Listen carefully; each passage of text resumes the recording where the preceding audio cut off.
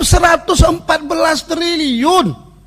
Kalau dibangun jembatan-jembatan di kampung-kampung, rumah-rumah masyarakat yang masih reot-reot. Ini menjadi perenungan bagi kita semua, Pak. Kita mesti berpikir betul-betul apa yang menjadi kebutuhan dasar daripada rakyat. Dari Kereta Api Indonesia, kalau kita lihat dari anggaran 114 triliun, dengan prospek yang kita lihat seperti apa kereta api cepat ini bermanfaat gitu, sejauh mana visible-nya kereta api ini dibangun, ini sangat-sangat melukai hati rakyat. Masyarakat di pedesaan mereka masih butuh jembatan-jembatan.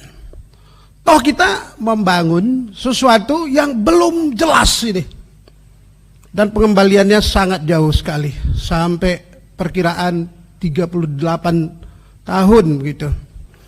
Saya bukan menyalahkan Bapak, artinya di sini adalah kesalahan kita bersama, boleh begitu. Jadi menjadi sebuah kebiasaan bagi kita selalu membuat proyek-proyek itu yang tidak berorientasi kepada kemanfaatan yang mendasar bagi masyarakat. Ini yang sangat kita sedihkan.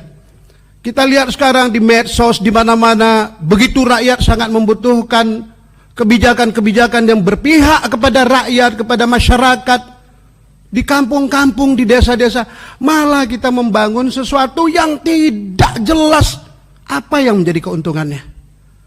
Kemudian ada hal yang menarik lagi, kalau kita lihat, oke lah ini sudah terjadi. Kalau kita lihat antara proposal Jepang dengan proposal Cina, ini juga sangat melukai juga gitu loh. Nah itu, Jepang yang sudah teruji bagaimana studinya, bagaimana hebatnya, malah kita beralih ke Cina yang janjinya bisnis to bisnis, ternyata apa yang terjadi? Malah kita menambah uang negara. Ini adalah kelalaian kita.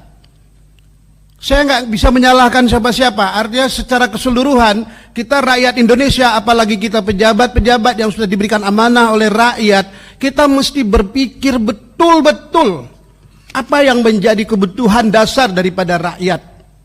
Ini Bapak jangan sakit kuping, saya juga menyuarakan ke telinga saya sendiri nih.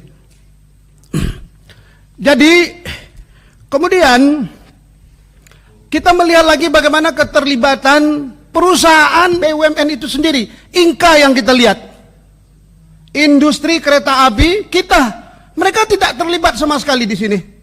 Padahal ini adalah proyek besar. Bagaimana bisa terjadi? Ini bukan hanya di kereta api, Pak. Hampir seluruh BUMN seperti ini gitu loh. Makanya saya tidak mau mengatakan wah kita bisa aja beristilah cost of run dan segala macam, padahal pembengkakan. Jadi kita takut membicarakannya pembengkakan. Kita kasih tahu aja, jadi studi kita yang tidak selesai. Ada lagi masalah penyebab molornya pembangunan tersebut dikarenakan adanya temuan geologis tanah yang berbeda dari apa yang diperkirakan. Ini kan kebodohan. Bagaimana hal-hal seperti ini bisa terjadi? Dan ini kelaziman terjadi di Indonesia. Kita tidak selesai pada studi, kita tidak selesai pada analisanya. Dalam sebab itu, hari ini kita sebagai dewan, kita semua sudah berkumpul, kita sudah duduk semua di sini, kita merasa risau, merasa gundah bahwa proyek ini harus diselesaikan. Kalau enggak malu, terbengkalai jadi malu. Bukan hanya ini, banyak sekali proyek-proyek pemerintah yang terbengkalai, Pak. Banyak sekali. Kalau 114 triliun, kalau dibangun jembatan-jembatan di kampung-kampung, rumah-rumah masyarakat yang masih reot-reot. Nah ini menjadi apa? Ini menjadi perenungan bagi kita semua, Pak. Rugi kita sholat, rugi kita bersujud. Nah ini ingin saya sampaikan, oleh sebab itu hari ini penambahan penyertaan modal negara, penyertaan modal uang rakyat. Nah ini yang tepatnya. Mudah-mudahan penyertaan modal negara yang sudah dibicarakan berhari-hari ini jangan terjadi lagi hal-hal yang di luar apa namanya. Ini betul-betul studinya harus selesai, Pak. Malu. Malu lagi kita penyertaan modal negara, malu. Mesti ada malunya. Ini kok nggak malu ya udah keluar kita semua, cabut kita. Nah itu penting.